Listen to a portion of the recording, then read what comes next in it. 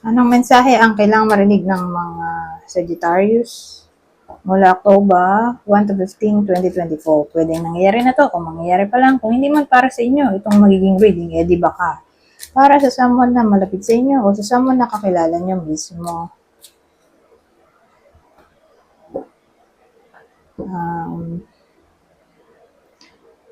Baka may lumabas na gender mamaya. Gawin nyo na lang energy. Masculine at feminine energy. Pwede rin naman na huwag nyo nang pansinin yung gender. Hindi ko alam kung anong lalabas, kung positive ba o negative ang magiging reading. Depende sa kung anong mapipick up kong energy. Teka lang. Dumi to.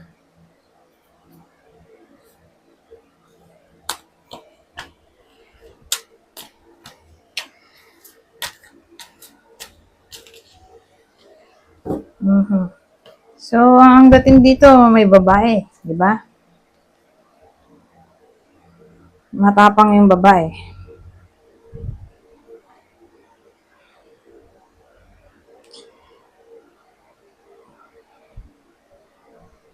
With sarili niya tong family, biological family, biological parents, siblings, na nag-cause ng pain sa kanya dito. Pero nasa healing mode na siya. Ay, pero tingin ko, wait lang. Meron pala tayo nito. Page of Cups.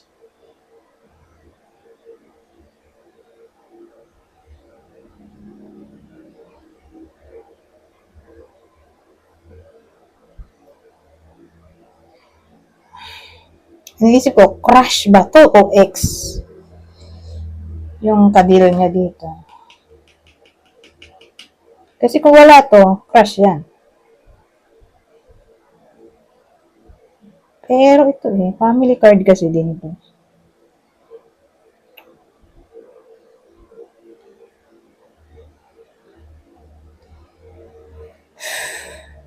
So, sabihin natin broken family siya.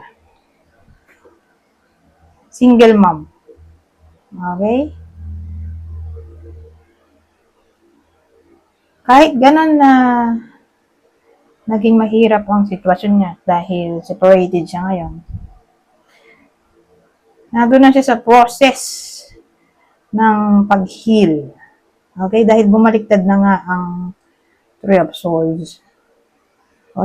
Nasa process na rin siya. Pwede rin ganito ng pag-forgive. Case-to-case basis. Pero ang mahalaga ay nag-heal na siya. Okay? Yung iba sa inyo na ganito sitwasyon, babae. Babae yung bida sa kwento.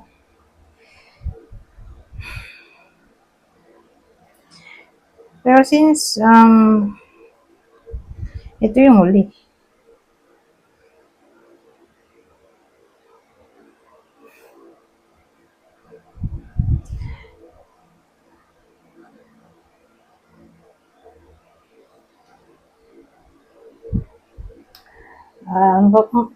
Tatlo bang naisip kong scenario dito? O dalawa. Yung possible ending nito. Dalawa na lang. So yung ending natin, ready na siya magmahal ng bago. O sabihin natin,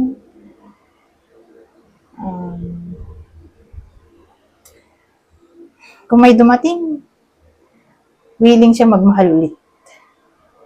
Yung pangalawa, magbabalik yung ex niya at magsisay sorry. Mag-apologize ba?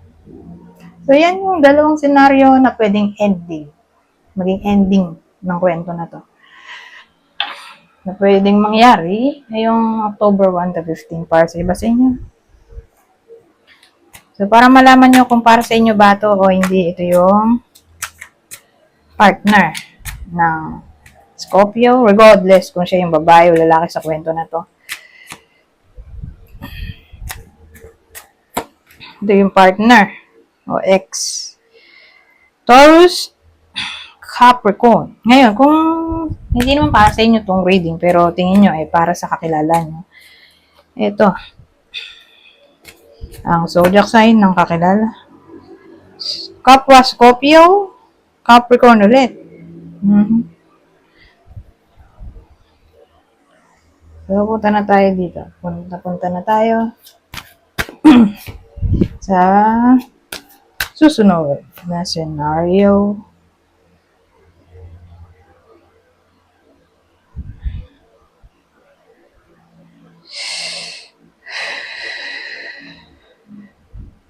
Ano to?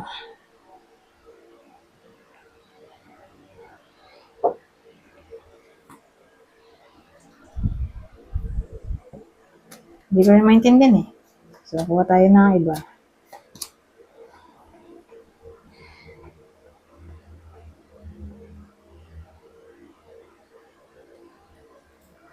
Ibang information. Ano to?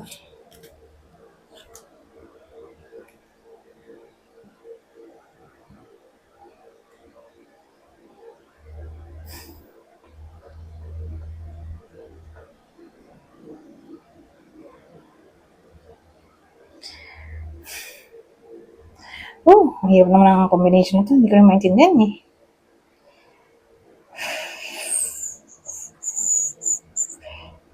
So, ang dating kasi, may someone na ayaw makipagtulungan siguro.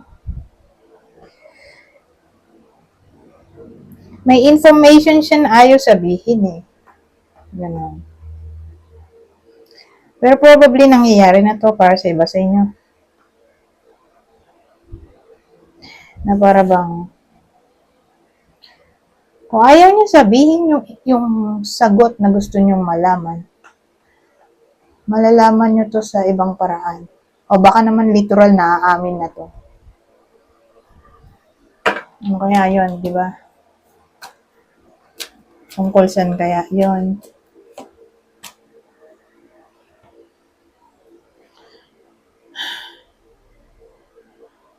Well, at least, hindi naman to tungkol sa relationship. Tungkol to sa work.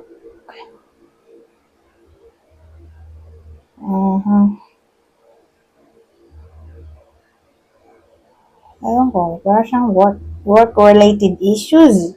O career na rin pala. O money. Na parang wala niya sabihin may pera na siya. Siguro para hindi mautangan o ayaw magbayad ng utang. My God. Ganun eh. So, pag may utang, ang dating, sabi wala daw siyang pera. Hindi para sumasahod. Pero ang totoo, sumahod na siya. Ayaw lang niya magbayad ng utang. O ayaw lang niyang magbigay ng ambag sa gastusin sa bahay. Basta ganun. Tungkol doon sa pera, probably, na nagkapera na, pero ayaw mag-share. Para sa gastusin, o ayaw magbayad ng utang. Yun lang naiisip ko sa combination na to. Napanggap niya na yung pera yun, no? So, dito, magkakabukingan na. Dahil sa presence nito, the Chariot, na may pera pala siya. Kaya lang, ginastos niya sa ibang bagay. Kaya tuloy, wala siyang pera. Naubos na naman. Ganun. Kaya tuloy, nung singilan na ng utang, wala na namang pera. Kasi, nagastos na niya. Nung sisingilin. O nung umutang. Nagastos na nung umutang. So, nung sisingilin, wala na. Wala na talaga. Totoong wala na kasi nagastos na nga niya. So, mag-ingat na lang siguro sa mga pinapautangan ng iba sa inyo. Kung mahilig kayo magpautang, kilalanin nyo muna maigi yung pautangin nyo. O, huwag na lang siguro magpautang base sa ganitong sitwasyon. Hindi siya advisable. Kung may manghihiram ng pera, hindi naman masamang tumanggi. Okay? Minsan kasi mahirap nga tumanggi kung kakilala mo. Di ba? Pero sa ganitong combination, mahirap singilin. Okay? Kahit naman kakilala mo yan, may ganong tao. Kahit gaano kayo ka-close. Basta pera, nagiging ugat siya ng pag-aaway. Na para bang nagkakalimutan na pera pa rin yun. Umutang din na nagbayad. Ganyan. Anyways, dito, basahin ko na lang, ha? Kasi madali naman itong intindihin. Dahil basic English lang to at madali, ano ba, nabulol na ako. Madali rin intindihin dahil may lang yung message. So sabi, enlightenment. With enlightenment, there is no separation. We realize that we are one with the divine. Oh, past life, oh. Past life, we reunite with our loved ones over and over in different lives. Past life. Accept. Be prepared to accept what fate has in store for you.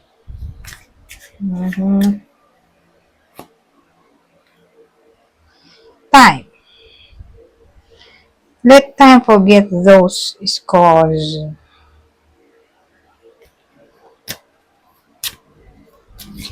Parang dito ko ba yung nakita yung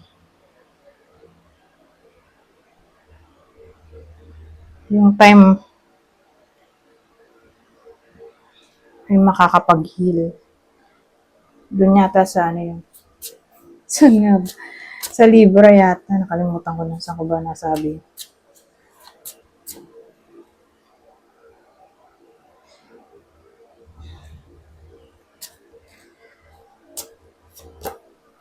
Ito ang huli. Spirit. Your spirit is about to be sublimated. Anyways, hanggang dito na lang. Goodbye po na.